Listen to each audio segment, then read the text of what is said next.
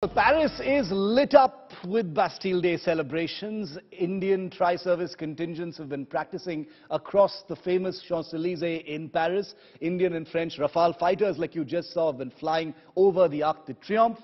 The Prime Minister lands in Paris 4 p.m. India time tomorrow. Gaurav Sawant, who you just met, is on the ground in Paris capturing all the color, fervor and action. Here's what he sent us a couple of hours ago.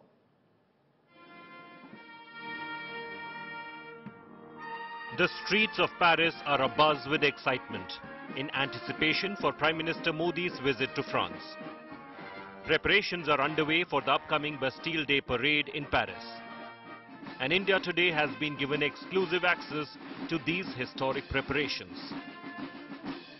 This is where Prime Minister Narendra Modi and the French President Emmanuel Macron will be watching the parade. Let me show you those images of the Indian contingent. That is the Indian Navy contingent.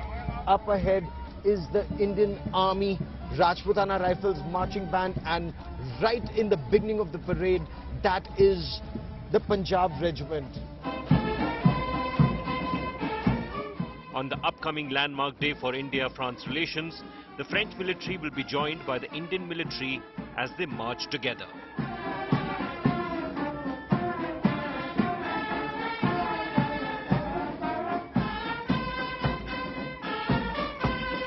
More than 6,000. 6,000? Yeah, 6,000 French personnel in total, including your contingent with us. A very good experience. I did not know much about the Indian contingent before they came to France a week ago. And since that, I can tell we have very good relationships. We have a tri-services contingent from the Army, Navy and the Air Force, and the band from the Indian Army, which are currently here to participate in the Bastille Day parade. Now, alongside this, we also have two more representations, and that is, one is INS Chennai, which is coming to Brest tomorrow, and shall also be participating in the Bastille Day parade at Brest. So we also have the representation there. France and India have expressed both pride and excitement for the upcoming events and ongoing cooperation efforts. It's a very honor for us, because we were operating 6 months ago off the coast of Goa with Indian Navy and Indian Air Force, and today being together for the 25th anniversary of our strategic partnership is very an honor for us. It's very powerful. It's a lot of meaning for the future. This is an international friendship that has stood the test of time. The importance of this 25-year-plus military history is not lost on Indian officers, especially to the Punjab regiment that has been sent with the army, who wear French honours from World War I to this day.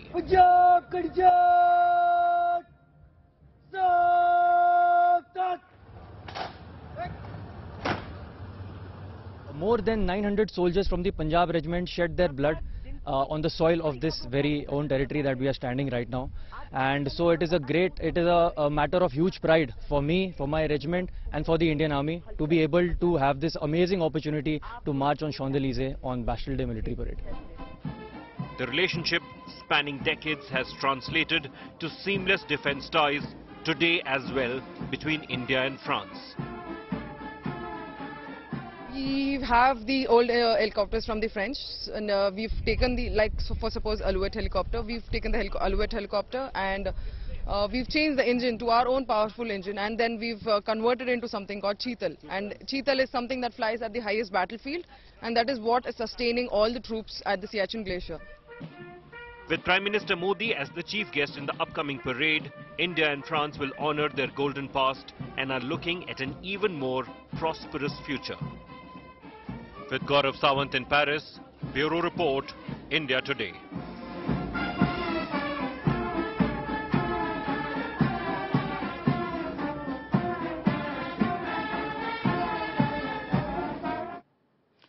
Now, I just showed you the soldiers of the Punjab regiment who are also there as part of that Indian contingent for the Bastille Day celebrations in Paris. Well, the presence of the Punjab regiment in France also has great historical significance. Punjab's ties with France date back to the era of Maharaja Ranjit Singh and Napoleon Bonaparte. Here's the Punjab regiment's French connection. Lovely story by my colleague Harmeet.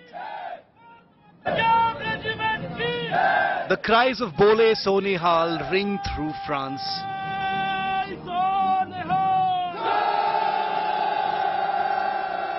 The valiant Punjab regiment set to march down the Paris streets on France's National Day. An enduring testament to ties that date back to the reign of Napoleon Bonaparte of France and Maharaja Ranjit Singh in Punjab. Both contemporaries separated by 5,000 miles. A great strategist himself, the Maharaja began the Europeanization of his military warfare in 1822.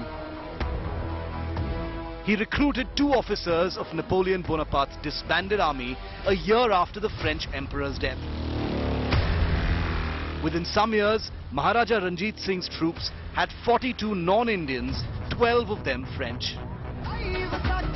Fast forward to the World Wars. Over 1.3 million Indian soldiers took part in World War I, many of them on French soil as well. In World War I, the Punjab Regiment was awarded 18 battle and theatre honours. In France, the gallant soldiers took part in an offensive in September 1915, earning the battle honour Luce and France and Flanders. In World War II, the regiment earned 16 battle honours and 14 theatre honours. But the new millennium saw Sikhs in France caught up in a different battle with successive French governments. In 2004, the country passed a law banning conspicuous religious signs in state schools. The measure included Sikh turbans. The issue would surface prominently in bilateral talks between India and France. History seems to have come full circle. The soldiers of the Punjab Regiment, in their proud turbans, marching down the Champs-Élysées this week. A sight to behold, a moment to celebrate, a storied connection. With Harmeet Shah Singh in Delhi, Bureau Report, India Today.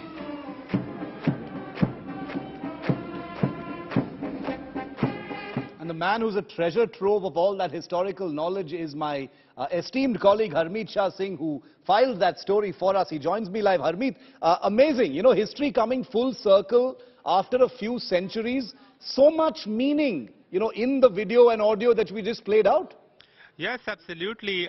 It is indeed a visual treat to see the Punjab Regiment marching down the streets of Paris for the French National Day, given the recent and distant history between the French and the Sikh community. As I mentioned in the story that, you know, these ties date back to Napoleon Bonaparte and Maharaja Ranjit Singh's era. And then we saw this, turban ban. I mean, it was an accidental ban.